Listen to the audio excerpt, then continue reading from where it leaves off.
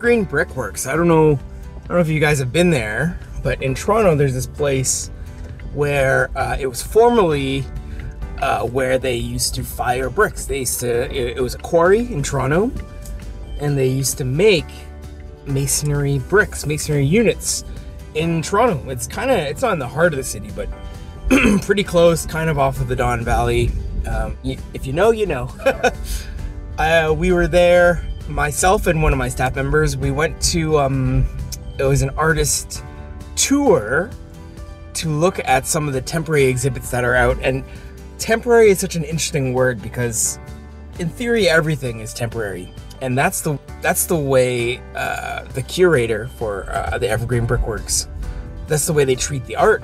Is the outdoor art is temporary, but it's kind of an ongoing process. And these pieces could take 2-3 years to basically complete.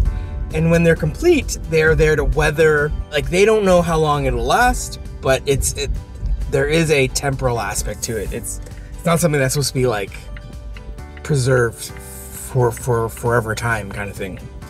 Really interesting. And I mean, a few of them were paintings, you know, outdoor, like paintings, acrylic on plywood basically, and very stunning pieces. One of them was quite striking. And then there was one that was actually transported from the Mocha. Sorry, I'm just making this turn. Down at the waterfront, there is this power plant art gallery. They have kind of a members group. I'm part of it. And I got this invite for this free walking tour at Evergreen Brickworks, this beautiful kind of landscaped area in Toronto. And so we did that, and it was great. It was a nice kind of break from the daily grind, from the daily kind of production part of our job, and to look at art and to talk about it and some really neat things and a little bit of Toronto history. It was really cool. And the funny thing is, I've been to the Brickworks. My wife and I have walked through it, you know, not that long ago, maybe a few months ago we were there.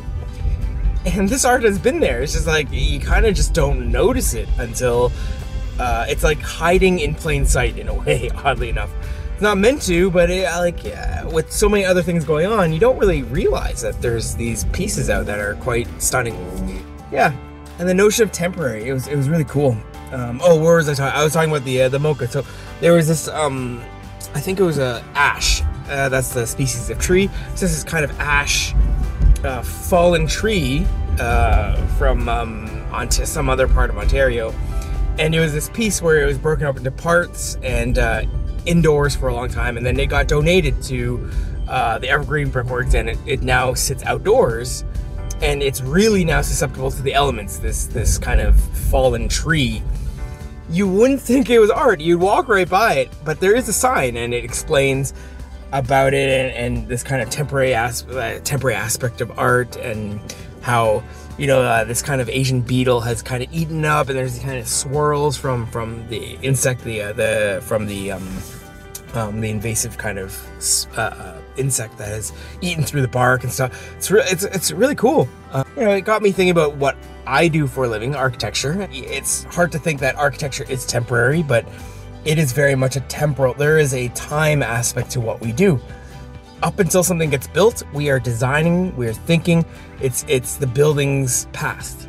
Us putting things down on paper, it's like the plans that go into action for a building to be built. Once the building exists, it moves into its future. It moves into its realm of like use, decay, upkeep.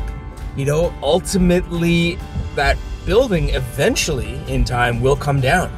Even our historically, the Colosseum at some point will go down. Like, in theory, in the history of time, at some point that thing won't be a thing.